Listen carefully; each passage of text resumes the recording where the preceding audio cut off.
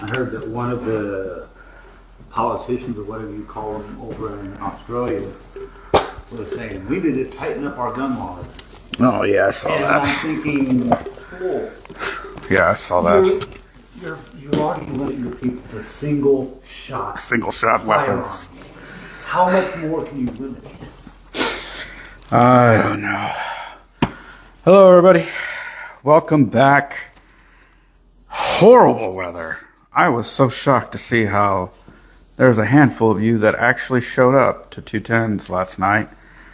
Kudos if you got there and back home safe. But still, kudos to y'all. I did not know it had already started raining. I opened up my garage door and I saw like it had just started, and I'm thinking about all the construction and everything that's going around in my house. And I'm like, if it had been raining all day, it would have been a different thing. Had it been raining all day, all that stuff would have been washed away and it wouldn't have been so bad. But it just started. And so I looked up at God. I was like, what do you want me to do here? And so he said, stay home. I was like, you know what? That's good. And if anybody asks why I wasn't there, I'm going to tell them it's because you said so. It wasn't because I was a punk. No, seriously. Kudos to y'all that did show up, that did make it out. Please also be humble in your skill level of writing. Don't think that just because you made it through one horrible night of writing in the rain that makes you a professional. Stay humble in your skill. Always remember, you're never as good as you think you are. Okay? Keep that humble mindset. So, we're continuing into Genesis. We're going to cover quite a bit today, actually. I was trying to break this down a bit more than what we're going to cover, but it just wouldn't have made sense. As y'all know from previous lessons, I don't like cliffhangers. And so I try to avoid leaving y'all on cliffhangers. And so that's why this lesson tonight's going to be a little long. Because I wanted to really avoid a cliffhanger. And yeah, so before we get started, let's go ahead and pray. Hello, Father. Thank you so much for the presence, for the company of a brother.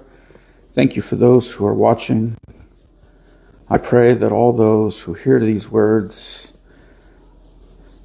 come closer to you, Father, that they come closer to you. If they are not yet with you, that they come to you. I pray that this helps us increase in our knowledge, not just of you, but also of what you have for us and how you're always there for us. We love you and we're very thankful. In Jesus' name we pray. Amen. So, yeah, getting closer to Christmas. It is a pretty difficult time. This season is a pretty difficult time for many. It's been a difficult time for my family and I.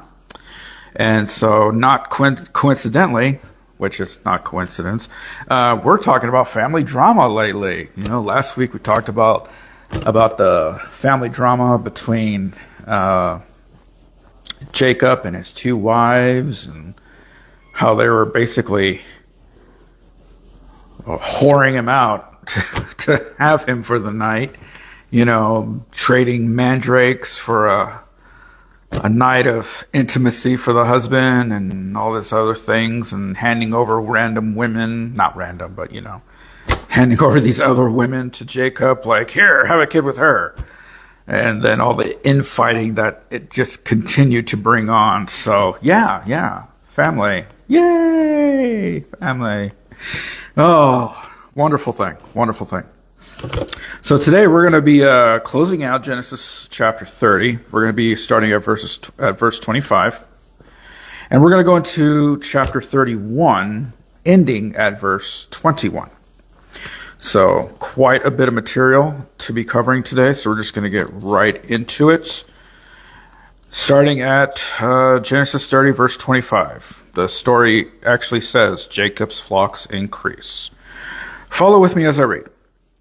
After Rachel gave birth to Joseph, Jacob said to Laban, "Send me on my way, so I can go back to my own homeland. Give me my wives and my children for whom I have served you, and I will be on my way. You know how much work I've done for you." But Laban said to him, "If I have found favor in your eyes, please stay. I have learned by divination that the Lord has blessed me because of you." He added, "Name your wages, and I will pay them."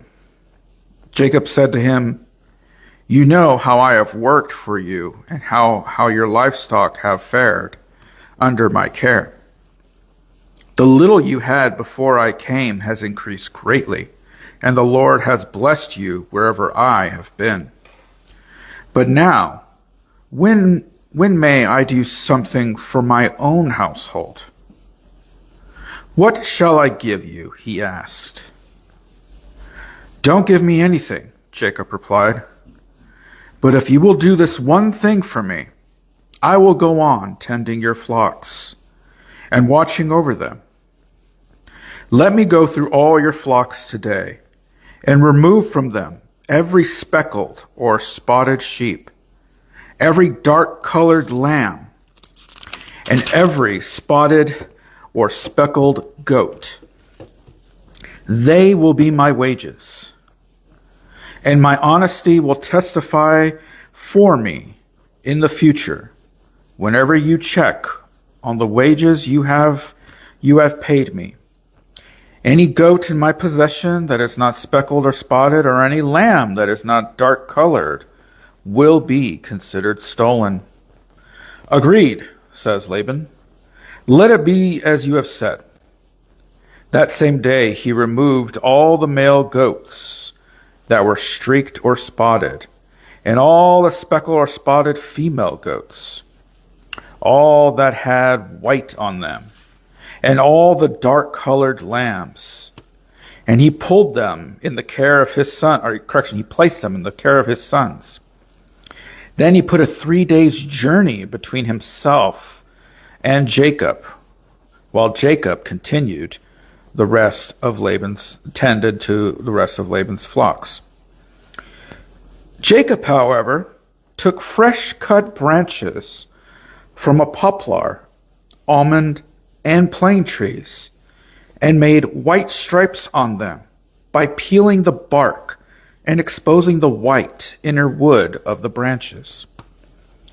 Then he placed the peeled branches in all of the watering troughs, so that they would be directly in front of the flocks when they came to drink. When the flocks were in heat and came to drink, they mated in front of the branches, and they bore young that were streaked or speckled or spotted. Jacob set apart the young of the flocks by themselves, but made the rest face the streaked and dark-colored animals that belonged to Laban. Thus he made separate flocks for himself, and did not put them with Laban's animals. Whenever the stronger females were in heat, Jacob would place the branches in the troughs in front of the animals, so that they would mate near the branches. But if the animals were weak, he would not place them there. So the weak animals went to Laban, and the strong to Joseph.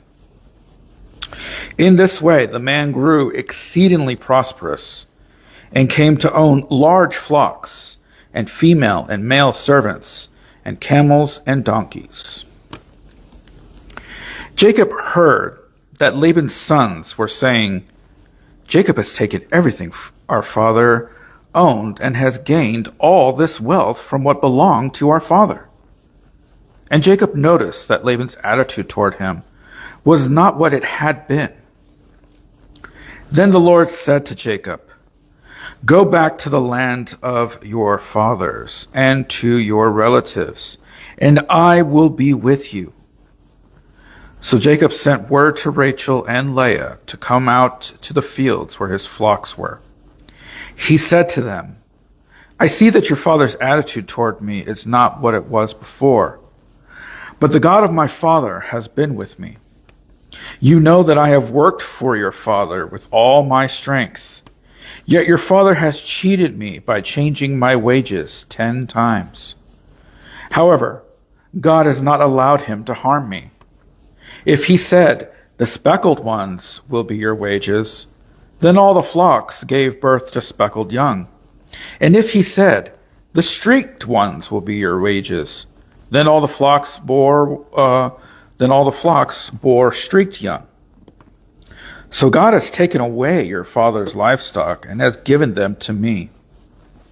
In the breeding season, I once had a dream in which I looked up and saw that the male goats mating with the flocks were streaked, speckled, or spotted. The angel of God said to me in the dream, Jacob. I answered, Here I am. And he said, Look up and see that all the male goats mating with the flocks are streaked, speckled, or spotted. For I have seen all that Laban has been doing to you. I am the God of Bethel, where you anointed a pillar, and where you made a vow to me. Now leave this land at once, and go back to your native land.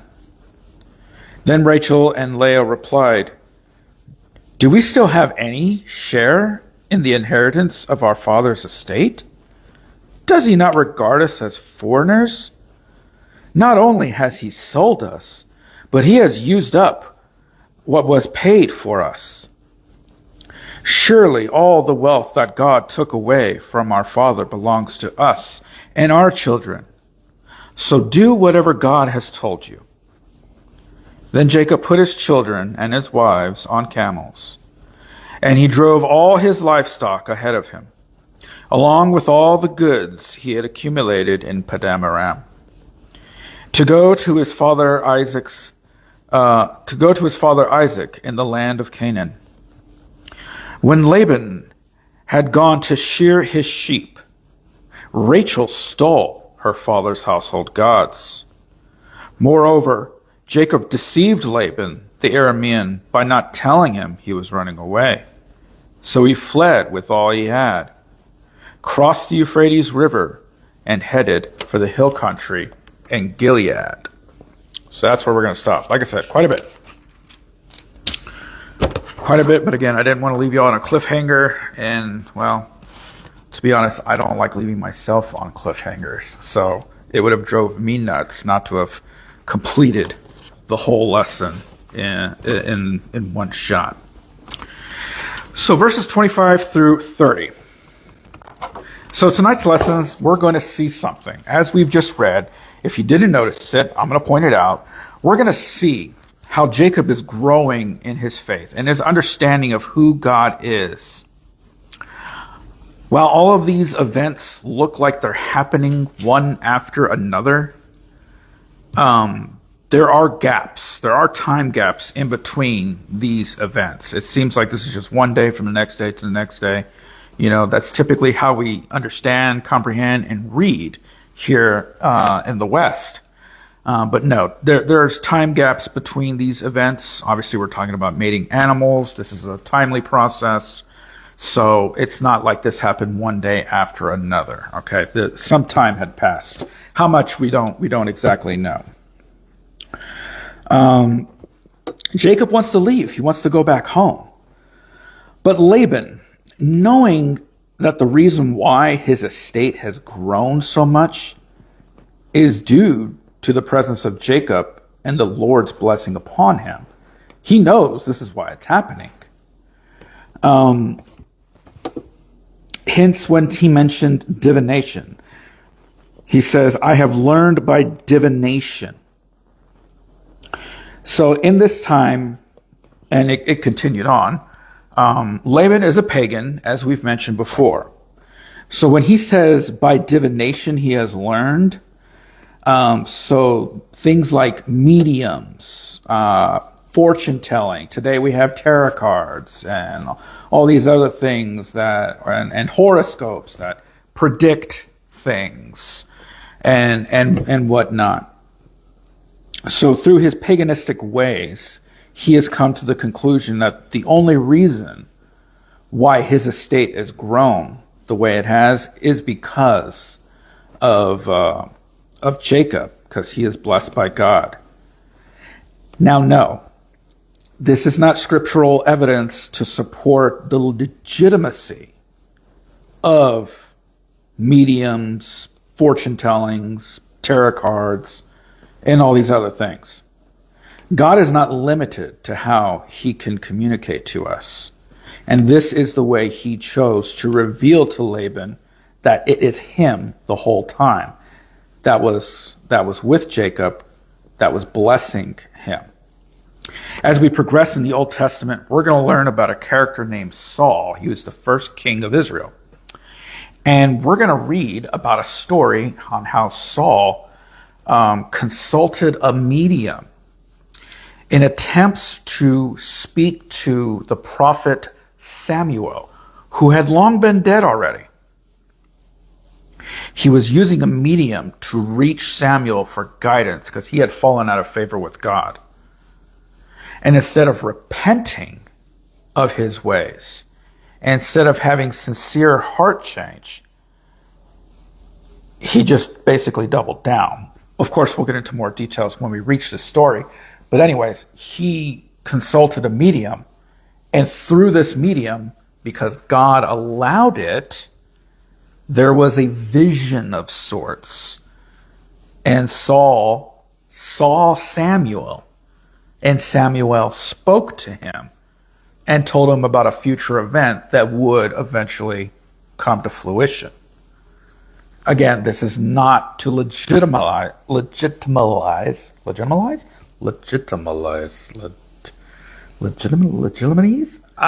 know what I'm trying to say. This is not to say that it confirms the legitimacy of pagan practices. Just FYI, after all that tongue-tying I just did. Note in verse 30. This is the first sign of his growing faith. Jacob acknowledges it is the Lord who has increased his estate. Okay, he is acknowledging this. Yes, Laban has already mentioned it, but it's important that we also note that Jacob confirms it. Yes, you know what? It is him. This is a sign that he is maturing in the faith. Not that he has matured, but he is maturing. Okay? Big difference. Big difference. In overall states of mind and stances with God, from maturing to being mature. So this is one sign that this has happened. Verse 31 through 43. So here we're talking about the deal, all right? In these verses, Jacob lays out the deal that he wants to make with Laban to stay to watch over his flocks. But if y'all recall, we've been here before. We've been here before at this negotiating table between Jacob and Laban. It first started with how Jacob intended to marry Rachel, but got swindled and ended up sleeping with Leah. So we've been here before. Jacob knows this now. It's no mystery that Laban, like Jacob, are tricksters. They're deceivers.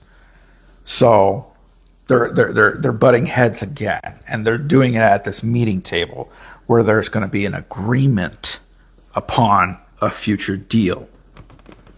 And as we read, the terms were agreed upon by both parties, but they still end up acting in their same old devious ways. You know, you remember back being a kid when you make a promise or a pinky swear, but you would take your hand behind your back and cross your fingers. Oh yeah, I'll never do that. You remember that? That's what comes to mind. You know, these two grown men acting like children. It was like, I swear, this is what we're gonna do. Sucker. You know, that's what comes to my mind.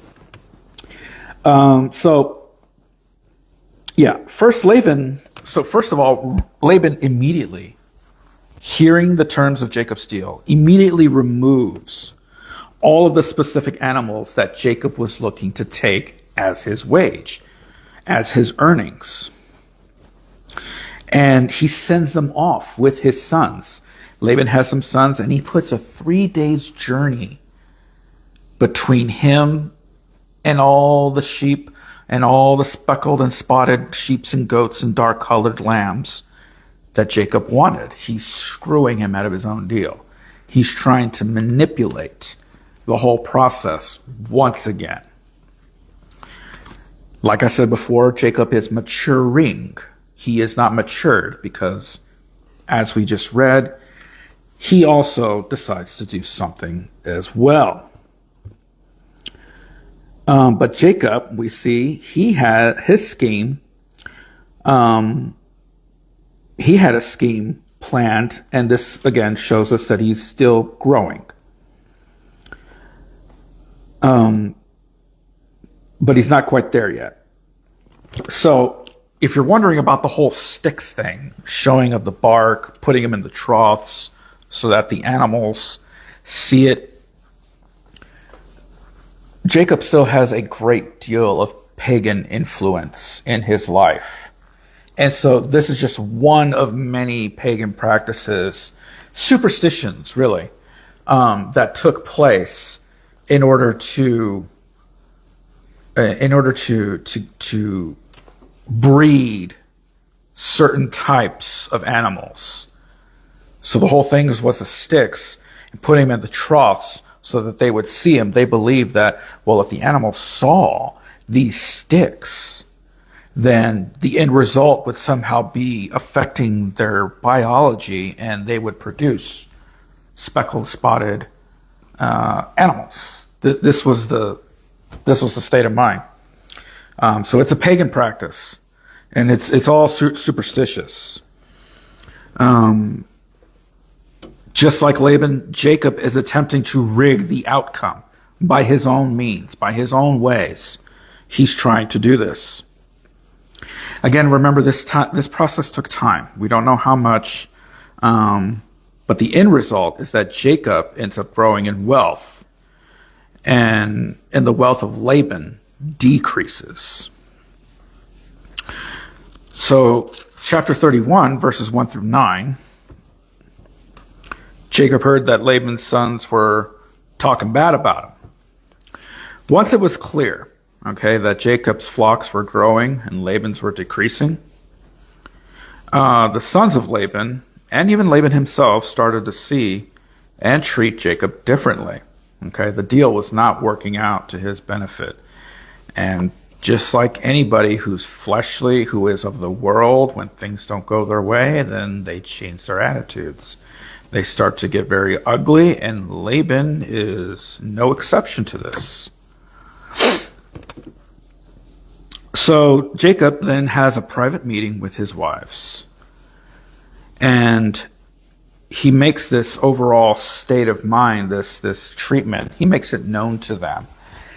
Typically, I have no doubt the women would hear rumors and stuff like that, but for the husband to bring his wives in and confirm what is going on, this is pretty significant in of itself, because typically during this time women weren't privy to a lot of information when it came to family/business matters. It just wasn't a common thing. And seeing how they still practice much of pagan ways of life, it makes this a little significant. So having a private meeting with them, he lets them know what's going on.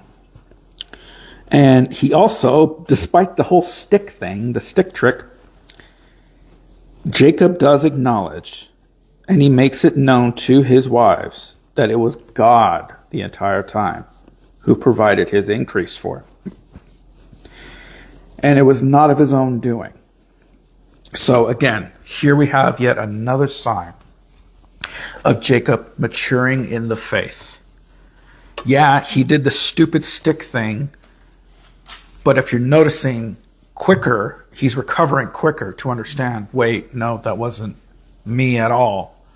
It wasn't the whole stupid thing with the trough at all. It was God. God is the one who's making all this happen. And so this is a good sign. We're seeing him grow. we're seeing Jacob, aka Israel, because that's what he will eventually be renamed, by the angel of the Lord, aka Jesus. And and this is a great sign that we're seeing. We're seeing this transformation of this very deceitful person. I know words, I swear, I know words. Deceitful person in his transition.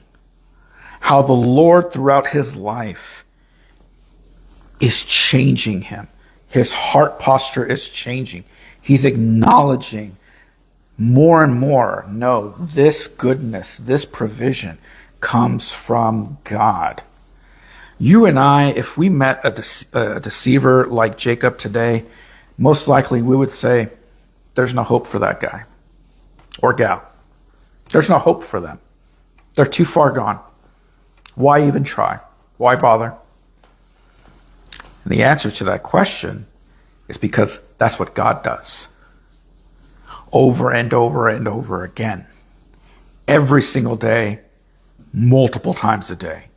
Even for those of us who have already turned to him, he is still helping us, guiding us, forgiving us of all the stupid things we do every single day. So even when you think, when you're being called to evangelize, do not let the worldly state of mind and assessment on other people influence whether or not you act when God calls you to act. Don't let that happen to you. When God calls you to act, trust that the Father has a plan. He knows what he's doing. You just need to obey. That's it. Your personal feelings, thoughts, the influence of other people. No, that guy's a real turd, man. Don't even bother speaking to him. He's going straight to hell.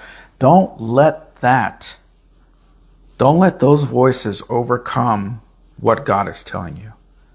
This story is proof in of itself that what seems like a person that was too far gone ends up being part of the patriarchy, part of the leaders and the founders of the faith.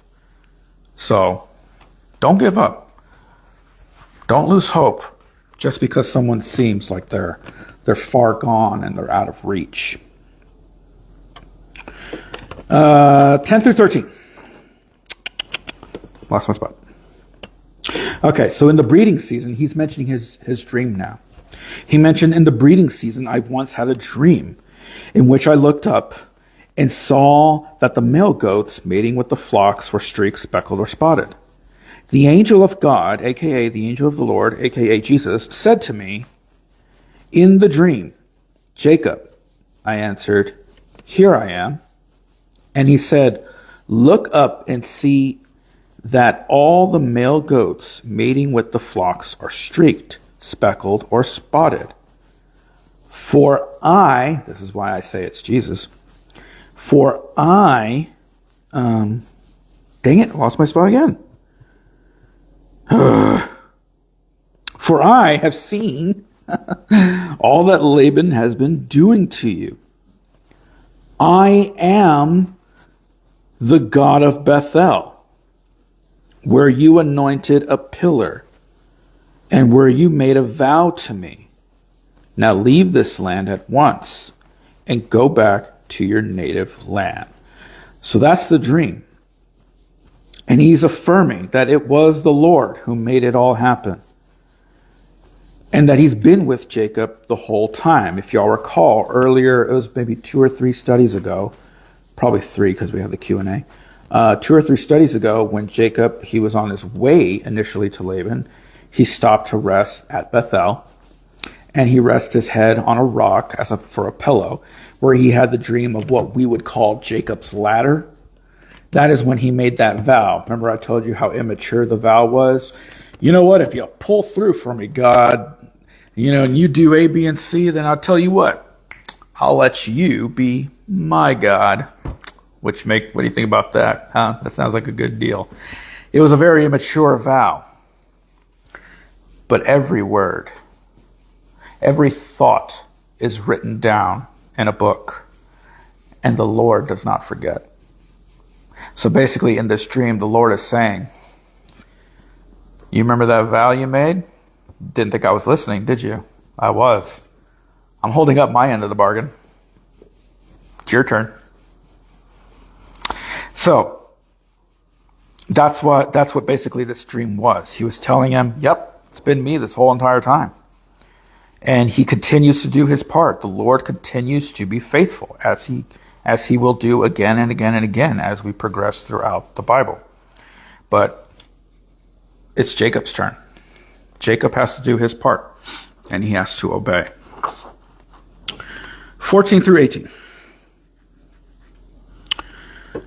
So here are the sisters, or the wives. Rachel and Leah replied, do we still even have any share in inheritance in our father's estate? They're angry. These poor girls are angry. And Dad is not looking like a good guy. The questions that Rachel and Leah asked, if you didn't pick it up, they're rhetorical. They weren't asking them for real answers. They were making ugly truths known, just posing them in the form of a question. But they're pointing out the greed and the schemes of their father that he's made against Jacob and how it's left them with nothing. It's left them with nothing and viewed them as foreigners. Basically, their father, treated them like they were depreciating assets, commodities to be sold, traded, and exchanged, then rather than that of daughters. This is how bad Laban was. Even his own children, he used them as a means for his own gain. And so that's why they're talking like this. Do we even have an inheritance? Because the guy is just acting a fool this whole time. And we see also that they acknowledge that surely all the wealth that God took away from our father belongs to us and our children. So in agreement, they say, do whatever God has told you to do. And so it says, then Jacob put his children and his wives on camels, and he drove all his livestock ahead of them, along with all the goods he accumulated in Paddan Aram, to go to his father's land, to go to his father Isaac in the land of Canaan. So they're in agreement. There is nothing left here for us. He has hurt us. He has used us for his own gain. Let's just go. Let's pack up and leave. There's nothing keeping us here. It is basically how this conversation ends. So closing out with 19 through 21. This actually went by a little bit faster than I thought. I thought this was going to take longer. 19 through 21. So it starts with Laban had gone to shear his sheep. So the agreement with his wives has been made, and Jacob gathers all that he has and leaves in secret, while Laban was basically away out on a business trip. This shearing of, to shear his sheeps. This was not only a pagan thing. We would also see the Israelites, the Hebrews, also partaking in an event called the shearing of sheep. It was basically like, the best way I can explain, it's like all your local farmers would have like this gathering, and there would be deals made, negotiations for land, and the exchanging of animals and things like that. It was basically a farmers conference, I guess you could say. A farmers conference. If you've ever been to any type of conference at all, there's people talking business, talking exchange, talking networking, things of that nature. That's basically what Laban was off doing. So that's why I just dummied it down by saying a business meeting, a business trip. And it's during this time where Jacob makes his exit. But also, as we just read, Rachel steals her father's gods, lowercase g. So these idols, these fake gods were basically small, most likely made of wood or clay, statues of these various figures that they claimed were their gods. Which ones they were, we don't know. Paganism is not consistent.